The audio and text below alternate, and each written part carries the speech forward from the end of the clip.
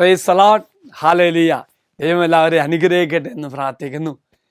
തമ്പുരാൻ്റെ വചനത്തിൻ്റെ ശക്തി അനുഭവിക്കുവാനും ഈ വചനജ്വാല ശുശ്രൂഷയിലൂടെ ദൈവം നിങ്ങളെ അനുഗ്രഹിക്കട്ടെ എന്ന് പ്രത്യേകം പ്രാർത്ഥിക്കുകയാണ് കേട്ടോ. ഈ ശുശ്രൂഷ പങ്കെടുക്കുന്ന എല്ലാവരിലേക്കും അഭിഷേകവും ശക്തിയും വ്യാപരിക്കട്ടെ എന്ന് പ്രാർത്ഥിക്കുന്നു. ഇന്ന് ധ്യാനിക്കുന്ന വചനഭാഗം പ്രഭാഷകന്റെ പുസ്തകം 5-ാം അധ്യായത്തിൽ വായിക്കുന്നുണ്ട്. മനുഷ്യൻ്റെ വിജയം കർത്താവിൻ്റെ കരങ്ങളിലാണ്. എന്നാ ചെയ്യണം? പ്രിയമുള്ള സഹോദരങ്ങളെ, നിൻ്റെ ഇന്നത്തെ എല്ലാ ഉദ്യമങ്ങളും ആഗ്രഹങ്ങളും നീ കാണുന്ന സ്വപ്നങ്ങളെല്ലാം ദൈവത്തിൻ്റെ കരങ്ങളിലേക്ക് നീ സമർപ്പിക്കുക. അങ്ങനെ നീ സമർപ്പിച്ച് കഴിയുമ്പോൾ ഓർക്കുക പ്രിയമുള്ളവരെ, റോമാലേഖനം 8-ാം അധ്യായം 31-ാം വാക്യത്തിൽ വായിക്കുന്ന പോലെ, ദൈവം നമ്മുടെ പക്ഷത്തെങ്കിൽ ആര് നമുക്ക് എതിര് നിൽക്കും?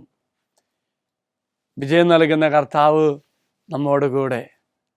വീണ്ടും നിയമാവർത്തന പുസ്തകം 20-ാം അധ്യായം 4-ാം വാക്യത്തിൽ പറയുന്നു, ദൈവമായ കർത്താവ് നിങ്ങളുടെ കൂടെ വന്ന് ശത്രുക്കൾക്കെതിരെ യുദ്ധം ചെയ്ത് വിജയം നേടിത്തരും.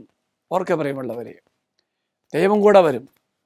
കൂടെ വന്ന് അനുഗ്രഹിക്കുന്ന കർത്താവിൻ്റെ സാന്നിധ്യം ഈ ദിവസം മുഴുവൻ ഈ വചനം കേൾക്കുന്ന എല്ലാ മക്കൾക്കും ലഭിക്കട്ടെ എന്ന് പ്രാർത്ഥിക്കുന്നു. ജോഷുവ 10:8 പറയുന്നുണ്ട്, കർത്താവ് ജോഷുവയോട് അരുളി ചെയ്തു, അവരെ ഭയപ്പെടേണ്ട, ഞാൻ അവരെ നിന്റെ കരങ്ങളിൽ ഏൽപ്പിച്ചു തന്നിരിക്കുന്നു. നിന്നോട് എതിരിടാൻ അവർ ആർക്കും സാധിക്കില്ല.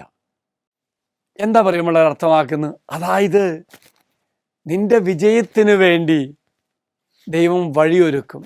ദൈവം ഒരുക്കുന്ന വഴിയിലൂടെ നീ മുന്നേറുന്ന ഒന്നായി നിനക്ക് തോന്നും, നീ മുന്നേറുകയും ചെയ്യും. അപ്പോൾ ജീവിതത്തിൽ വിജയം സുനിശ്ചിതമാണ്. മറക്കരുത് പ്രിയമുള്ളവരെ, ദൈവമാണ് നമുക്ക് വിജയം നൽകുന്നത്.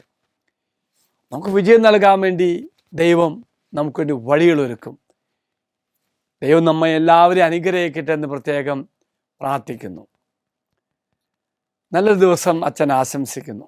നമ്മുടെ കർത്താവായ ഈശോ കൃപയും പിതാവായ ദൈവത്തിൻ്റെ സ്നേഹവും പരിശുദ്ധാത്മാവിൻ്റെ സഹവാസം കൂടി ഉണ്ടായിരിക്കട്ടെ, ഇപ്പോഴും എപ്പോഴും എന്നേക്കും. ആമേൻ. Praise the Lord.